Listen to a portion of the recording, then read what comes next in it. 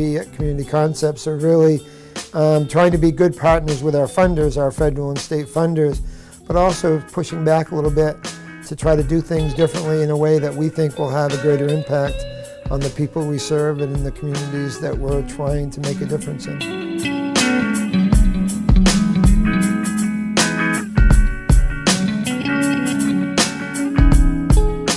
The work that we're working towards is to implement this two-generational approach to service where we resolve the presenting crisis for the individual and then we outreach to provide additional supports for the family dynamic. What about this one? Green. This one? Blue. And this one? In order for us to really help move the needle on folks who are in poverty, we have to take a more holistic approach at service. This is a major, major change for our organization. Some would say we weren't very successful, haven't been successful, because obviously there are still, unfortunately, a lot of people living in poverty. But I really believe that we are in the best place to make a difference. We do a full range of services, and I think one of the more important ones is early learning centers and our Head Start programs, because obviously children, in the not to be cliche, are our future.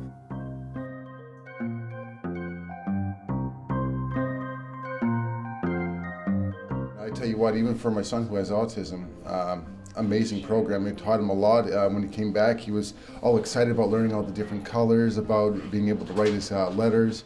It's amazing. This program isn't just for the children, it's also for the families that we serve. And it's building those families up, so when they're out of our programming, they're getting the resources that they need for their child to still remain successful in school and for them to remain successful as a parent. One of the things that Community Concepts over the years has done is played a significant role in meeting the housing needs of the area. Being actually a developer in the past of affordable housing units, to managing properties that folks across the three counties that we provide this service depend on. So we have about 180 units of affordable housing spread across the three counties. And it's no secret in this area, particularly in Lewiston, there's a significant issue with lead-affected housing. And so our lead program is one of the largest in the state. And we do lead testing and then work with landlords and homeowners to mitigate the impact and the risk of exposure to lead. This might. Yep. The home visitation programs are not financially need-based. They're really based on the premise that we all could, benefit from support, particularly when you're a new parent, because kids don't come with a set of instructions. I had a home visitor when my children were little. They supported me through raising my children and connecting me to the community and made me feel like I was important and I could move ahead. I like to know that the work I'm doing now will actually change the future for the community. We really believe that transportation is one of our core services.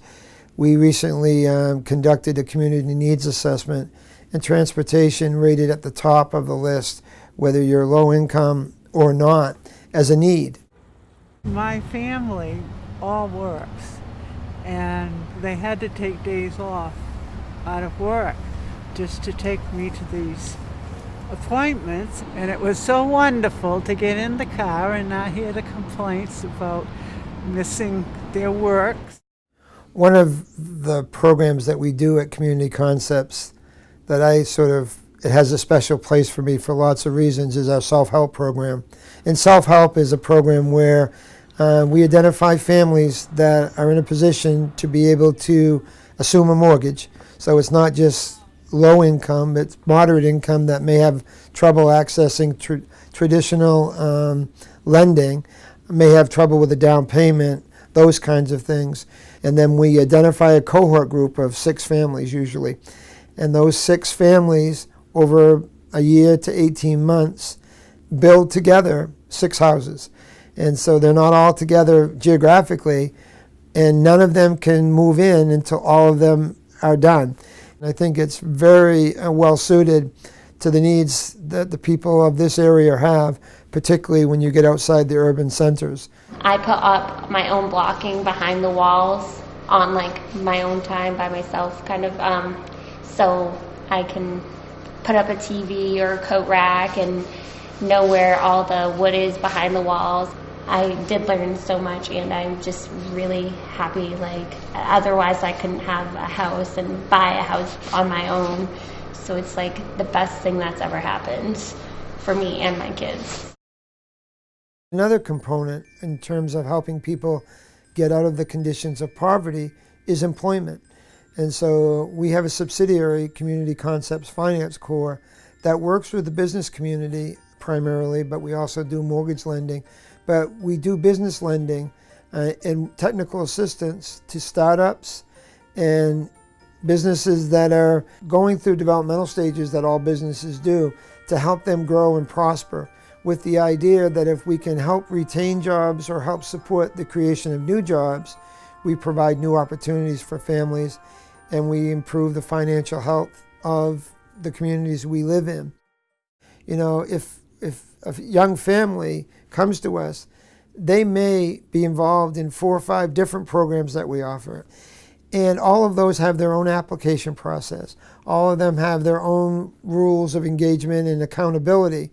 And what we're trying to do is really move to a new level, so that when a family comes in and they're applying for one program, in that process, if we know they're eligible for other things and they have a need for other things, that we can make the link. So it's really a 2-generation approach, that when kids come in, it's not just the children that have a need, they're part of a family that may have needs too. Or if a parent comes in and they have a family, then if we're just looking at what the parent is applying for and ignoring the rest of the family, we're missing an opportunity. Our plan is to follow 30 families for a 6-month to a 1-year window and monitor their outcomes, their progress, and whatnot. And so the group is in place right now, and we're operating in our South Paris region right now. What our role is with 2Gen is really to facilitate an individual moving out of poverty. We can't solve poverty, but we can provide tools and services and supports and really hold an individual around moving up and forward. We have been doing a lot of work over the last year or so internally to make sure all our silos are working as effectively together as possible. But we don't do everything, and we shouldn't do everything. And there are other key partners in the community. So we are working actively with those partners to share what we're doing, to see if there are ways that we can integrate across organizations in the spirit of having the best service to the people we serve. If we're fully looking at a holistic approach, we have to partner in the community. That partnership with other community players is equally as critical. We don't offer everything that an individual may need, and as a result, we need to have go-to organizations who are as committed to the population that we serve as we are, and make it easy for them to do business beyond our 4 walls. We have that constant tug and pull around how are we going to fund this new service model, because our individual funders want to pay for just the program that the funding is for. And now we have to look up and out and figure out, how are we going to pay for this? The funding sources really have dictated how we spend our dollars, and what we're trying to do is toss it up in the air and say, here's how we need to spend the dollars. We need to be able to assess an individual and determine what other programs they might be eligible for. Well, I'm hoping that, with, our federal delegation and with representatives at the state level, that they will learn more and ask more, and we can work together to help impact laws, public policy, rules that sometimes, frankly, just do not make sense.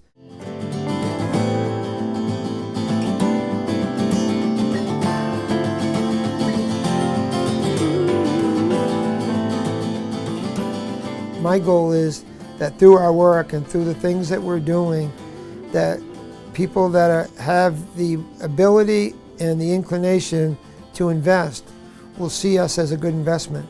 A lot of the programs that we do, we have to subsidize, even though they're state programs or federal programs.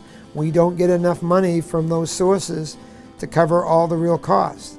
And so if we don't find additional resources, discretionary dollars, to augment that, we run the risk of not being able to do those programs.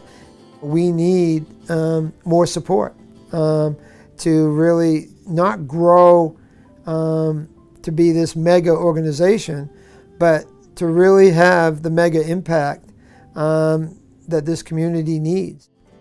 Poverty is getting worse, not better. More people in poverty means fewer people have the skills or capability to work. If we want a strong workforce and more vibrant communities, we need more effective systems of support. Changing support systems takes people, time, and resources. Be part of the change. Advocate for funding with local and state policymakers. Donate to Community Concepts to help us expand our two-generation approach. Become a business partner to support your employees' needs so they can be at work.